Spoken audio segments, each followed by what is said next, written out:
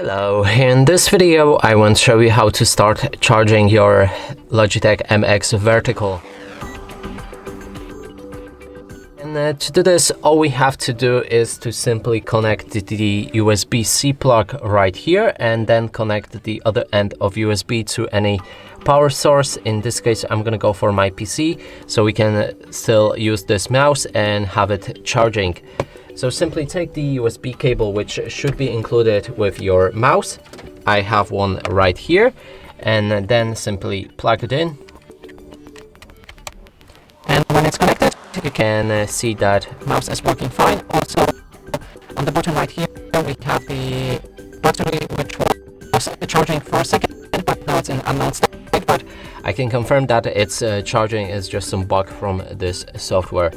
And that's it for this video. Hope you like it. Please consider subscribing to our channel, leave a like and a comment below.